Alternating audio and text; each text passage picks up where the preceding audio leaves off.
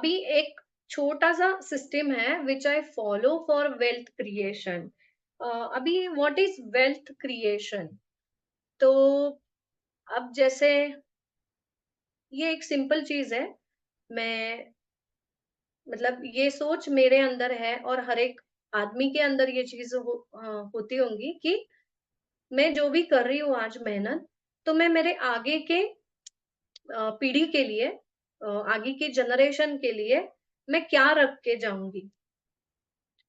सो ये हुआ wealth creation. जैसे हम बोलते हैं ना कि मैं बहुत सारा पैसा कमा के जा रही हूँ मेरे बच्चे के लिए। मैं बहुत सारे मैंने घर ले लिए हैं क्योंकि ये एक बच्चे को होगा, दूसरा दूसरे बच्चे को घर होगा, ऐसे। तो हम स्टॉक मार्केट में हम ऐसा क्या कर सकते हैं फॉर वेल्थ क्रिएशन, ताकि वो वेल्थ का यूज मेरे नेक्स्ट जनरेशन्स को भी पास ऑन हो। तो ये चीज ऐसी है कि जो मैं फॉलो करती हूँ वो मैं आपको बता रही हूँ। There are an number of things for wealth creation, लेकिन मैंने 12 स्टॉक का एक लिस्ट फाइंड आउट किया है जो डिविडेंड गिविंग स्टॉक्स है simply, and those give very good dividends. तो मैंने और एक अमाउंट डिसाइड कर लिया है monthly. For example let's say 5,000 rupees per month is the amount. तो वो अमाउंट में और वो 12 स्टॉक में मैं एवरी मंथ में मैं बाकी और कुछ भी नहीं देखती हूँ, वो स्टॉक्स का चार्ट नहीं, टेक्निकल एनालिसिस नहीं, नथिंग नथिंग। लेकिन महीने की 1 तारीख आती है तो मैं उसमें से जाके स्टॉक्स खरीद लेती हूँ 5,000। और वो मैं ऐसे एवरी मंथ करती हूँ। 12 महीने का एक साइकिल पूरा हुआ कि 13वें महीने में मतलब नेक्स्ट ईयर में वापस से पहला स्टॉक खरीदना है। और ऐसे करके पूरा साइकिल कंप्लीट होता है 12 महीने में। और वो स्टॉक्स खरीदती हूँ जो डिविडेंड गिविंग है। एक तो इसके लिए मेरा अलग से डीमैट अकाउंट है। ये मैं यूजुअली कभी भी देखती नहीं हूँ। महीने के 1 तारीख को ही ये अकाउंट लॉग इन होता है। इसमें जितना जो भी स्टॉक्स मुझे लेने हैं, जितने रुपए के लेने हैं उतने में ले लेती हूँ, दैट्स इट। बाकी मैं कभी उसका कितना हुआ है, उसका वैल्यूएशन क्या है, या कितने मेरे स्टॉक्स हुए हैं, ये मैं कुछ भी नहीं देखती हूँ। जैसा चल रहा है वैसा बस, जैसे कि मैंने 5,000 रुपया खर्च कर लिए।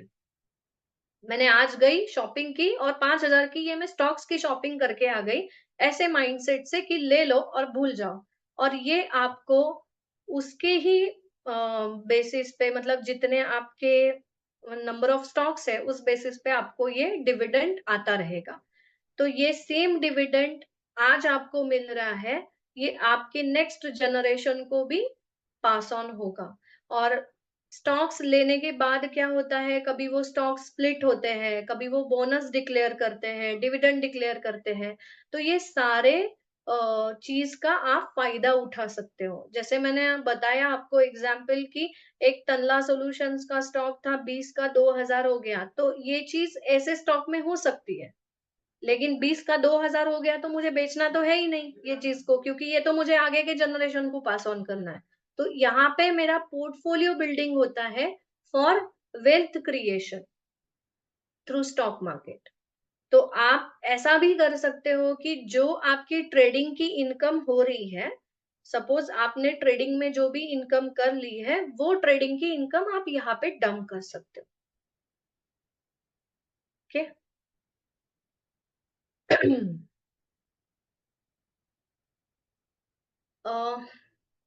This is just general slide की are you over expecting, inline your expectations, or process is important. Once that is set, only part is to increase the capital, ये already मैंने डिस्कस किया हुआ है। हमेशा स्टार्ट विथ अ स्मॉल, ताकि आपको जो फटके लगेंगे वो जोर से नहीं लगेंगे। धीरे धीरे you can increase your capital, लेकिन पहले आपका सिस्टम डिसाइड कर लो। और stay away from the fake YouTube videos, fake calls, क्योंकि वो आपके लाइफ के लिए तो नहीं सफिशिएंट है। आपको खुद को ही आत्मनिर्भर होके आपका खुद का ही सिस्टम डेवलप करना पड़ेगा। और आप किसी के ऊपर डिपेंड नहीं रह सकते हो, आपको खुद को ही सारा काम करना पड़ेगा। तो कोई और बता रहा है और आप कर रहे हो, लेकिन ये कितने दिन ही चल पाएगा, ये ज्यादा दिन तो नहीं चलने वाला है। So don't quit, maybe you are just one step away. So